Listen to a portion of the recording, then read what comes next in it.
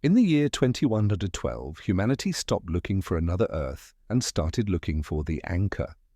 Mars was a dusty graveyard of failed colonies, and the Oort cloud was too lonely for a species that thrived on connection. We didn't need more land.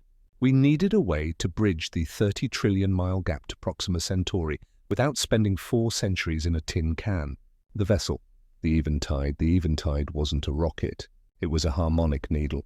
Instead of burning chemical fuel, it utilized the Great Weight discovery, the understanding that space-time is less like a vacuum and more like a tightly wound fabric. If you played the right note, the fabric would fold. The ship's pilot was Kalen Voss, a man who had spent more of his life in zero-G than in Earth's atmosphere. His mission was simple: find the loom, a theoretical point in the Sirius system where the fabric of the universe was supposedly thin enough to stitch a permanent gateway. The deep silence, 3 months into the void, past the Kuiper Belt, the Eventide hit the zone of non-transmission.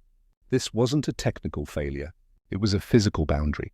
Behind them, the sun was a bright, steady spark. Ahead, the stars began to smear. Kalen described it in his logs not as traveling, but as being unwritten. The stars don't look like dots anymore, Kalen recorded. They look like long, silver threads. I feel like if I reach out and pull one, the whole sky will unravel. The discovery. The solar graveyard. Kalen didn't find the loom. He found what came before it. Drifting in the literal middle of nowhere, equidistant between stars, was a Sargasso sea of ships. They weren't alien. They were human. Thousands of them. Some were ancient sleeper ships from the 2060s. Others were high-tech drones from last year. They weren't destroyed. They were frozen in time. Because of the temporal distortion the Echo species had introduced to Earth years prior, these ships had been caught in a time eddy. To the crews inside, only seconds had passed. To Kalen, they were ghosts from a dozen different eras of human ambition. The decision Kalen realized the Eventide was the only ship with the harmonic engine capable of restarting the flow of time for this graveyard.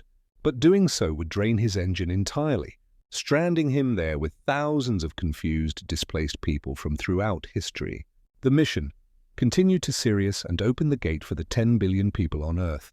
The humanity: save the 50,000 lost souls drifting in the dark, but lose the chance to reach the new world.